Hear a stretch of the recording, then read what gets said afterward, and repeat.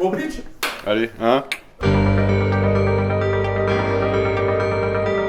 Alors moi c'est Pitch, je suis directeur audio d'Ankama. Je m'occupe de gérer l'équipe son.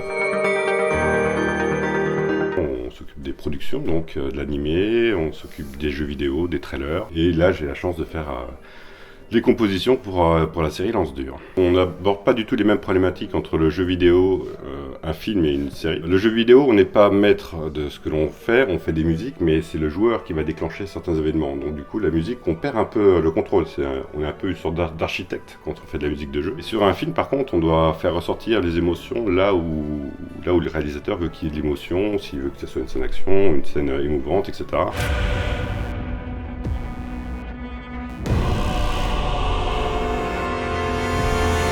Donc on doit accompagner tout ça, l'image, pour amplifier en fait toute l'émotion d'une séquence.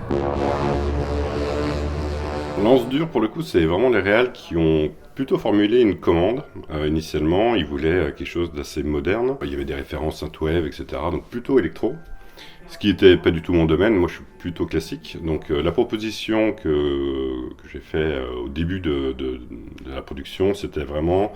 On fait de la musique orchestrale pour le début de la série, parce qu'on a les vieux chevaliers, on a une connotation un peu Seigneur des Anneaux, etc. Disons que la musique change au fur et à mesure de tonalité, et on retrouve beaucoup plus de touches électro.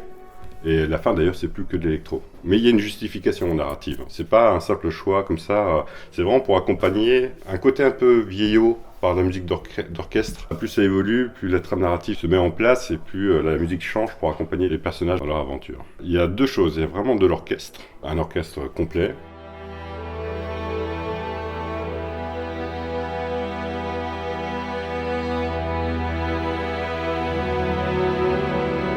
Et t'as des synthés.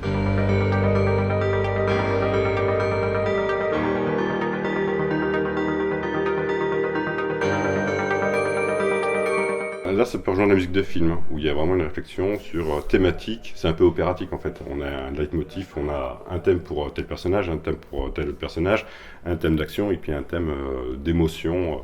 Il y a un thème de lance dure, mais c'est pour toute l'espèce de confrérie. C'est le thème un peu chevaleresque.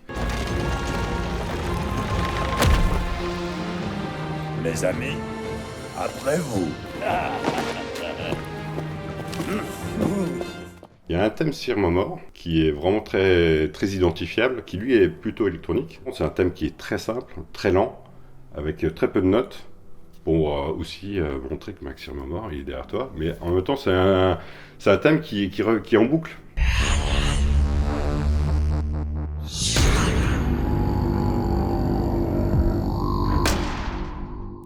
Après, il y a un thème vraiment d'action, de bataille, puis après, il y a un thème d'émotion, on va dire. Vu le scénario qu'il y avait, c'est quand même une teinte assez sombre.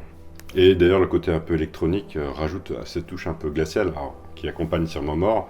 Et puis, vu ce qui se passe au fur et à mesure des aventures, le ton est quand même assez sombre et assez moderne. On pourrait s'attendre à un truc tout orchestral, ce qu'on a l'habitude de faire d'ailleurs en Kama. Là, non, on coupe un petit peu le schéma conventionnel. Il y a des instruments qui sonnent bien en VST et d'autres qui sont épouvantables en VST. Typiquement les violons, c'est pas beau en numérique. Par contre, dès que tu rajoutes un petit peu de naturel avec un vrai instrument mélangé avec du numérique, ça passe beaucoup mieux parce qu'on a quelque chose de vivant qui amène une certaine couleur à tout ça et c'est plus agréable. Pour cette série, j'ai eu toutes les animatiques. C'est vraiment les plan par plan qu'ont fait les réals. Ça donne vraiment toute l'intention de l'épisode. Mais après, il n'y a pas l'animation, il n'y a pas le compo, il n'y a rien en fait. C'est des images qui défilent en fait, grosso modo. Donc là, j'ai commencé à proposer des thèmes, donc au piano, etc. On a commencé à en discuter. Une fois que les thèmes étaient validés, je me suis mis à composer directement sur l'épisode, puis à réutiliser des éléments au fur et à mesure des épisodes. Et en fait, ça a été fait en un mois et demi, peut-être que tout était fait en fait. Et ça n'a pas beaucoup changé. On voit les épisodes arriver. J'ai très peu de choses à réassembler. Là, je suis dans les finitions en fait. C'est une très très belle série, une très belle histoire surtout. Ils ont réussi vraiment à mettre beaucoup d'émotions. Au fur et à mesure de la série, au début, ça va, on se dit ouais, c'est sympa, machin truc, et puis en fait, il se passe des choses, et puis on se met dans la peau du personnage, et puis alors, j'ai pas le droit de spoiler, donc mais bon, il se passe suffisamment de choses pour qu'il y ait vraiment de l'émotion, qu'on sente des choses, et je crois que c'est vraiment c'est tout l'intérêt d'une série, c'est ressentir des choses. Hein. Leur pari est vraiment tenu, donc j'espère que ça plaira à tout le monde.